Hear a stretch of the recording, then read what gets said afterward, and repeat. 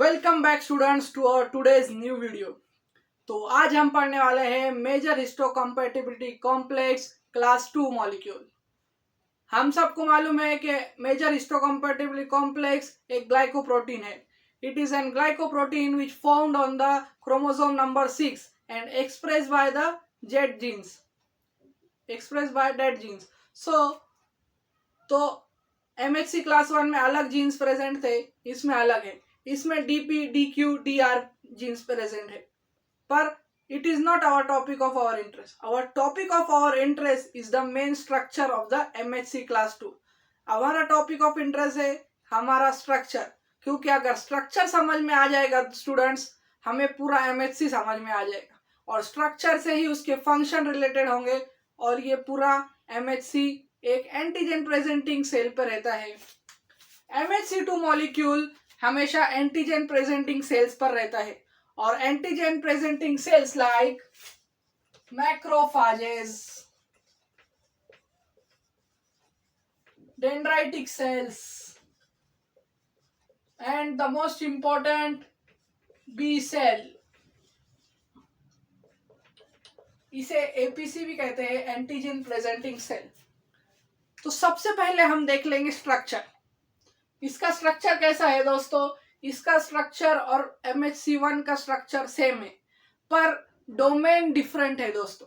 Domain इसलिए different है students क्योंकि MHC1 में अल्फा के 3 डोमेन थे, यहाँ अल्फा के 2 डोमेन है, और बीटा के भी इक्वल 2 डोमेन है, beta 1 and beta 2, alpha 1 and alpha 2। So these domain have play a very important function in the functioning of the MHC। तो ये 2 डोमेन क्या करते हैं दोस्तों? ये एंकरिंग में मदद करते हैं, ये टेलिंग फॉर्म करके एंकरिंग में मदद करते हैं, जो है ट्रांसमेम्ब्रेन प्रोटीन से जो कोई भी एंटीजन प्रेजेंटिंग सेल की सरफेस पर प्रेजेंट रहते हैं दोस्तों। ये क्या रहते हैं? ये एक सरफेस मॉलिक्यूल है और ये सरफेस पर प्रेजेंट रहते हैं स्टूडेंट्स। और ये कैसे बाइंड होते हैं? सिर्फ ये स्ट्रक्चर नहीं है, हमें इस स्ट्रक्चर को कंप्लीट करना है स्टूडेंट्स। इसके अंदर होते हैं डाइसल्फाइड बॉन्ड्स। कौन से बॉन्ड स्टूडेंट्स? Disulphide bond. और हर मॉलिक्यूल इम्यूनोलॉजी में ज्यादातर बना है डाइसल्फाइड बॉन्ड से। आप सोच रहे होंगे सर क्या बात कर रहे हैं? सर सही बात कर रहे हैं स्टूडेंट्स, क्योंकि आपने इम्यूनोग्लोबुलिन का मॉलिक्यूल का स्ट्रक्चर देखा होगा, तो उसमें हिंज रीजन में भी हमारे डाइसल्फाइड बॉन्ड थे, लाइट चेन हेवी चेन में भी डाइसल्फाइड बॉन्ड थे। तो ये disulphide bond are very strong bonds and they play a very important role in the structural framework students. तो ये तो हो गया हमारा स्ट्रक्चर, पर ये पेप्टाइड बाइंडिंग क्लेफ्ट का क्या चक्कर है?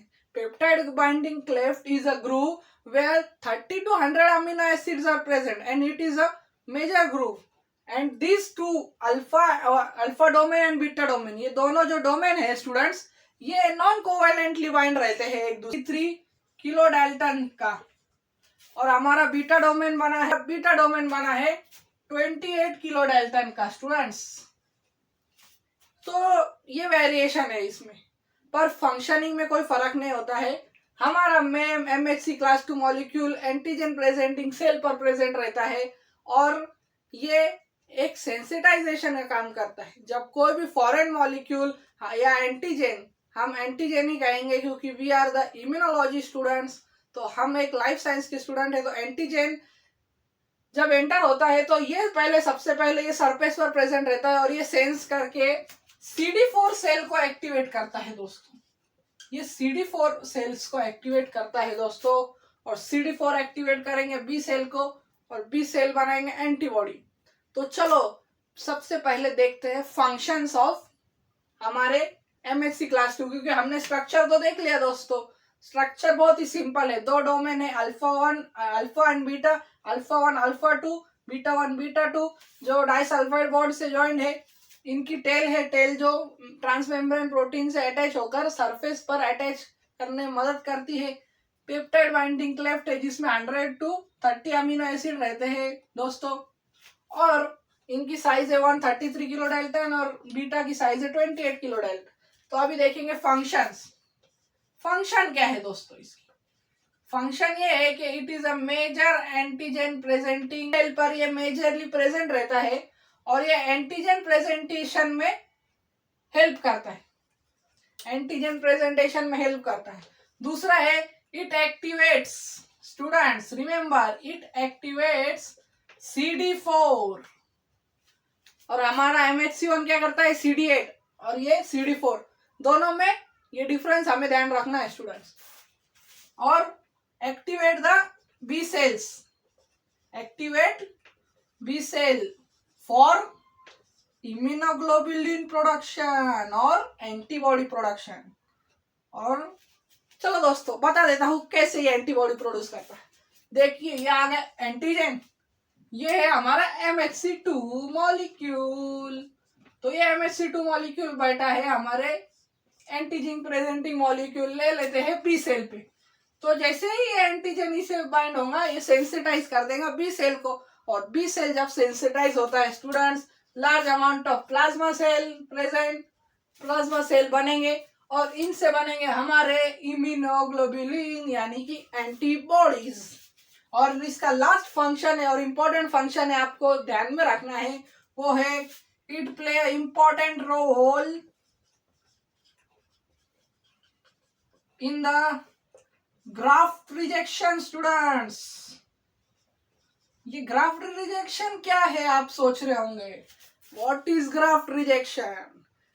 जब कोई डोनर एक रिसिपिएंट को अपनी किडनी दे दे या लीवर दे दे तो उसे हम कहते हैं एलोग्राफ्ट, ऑटोग्राफ्ट, ये उसके टाइप है।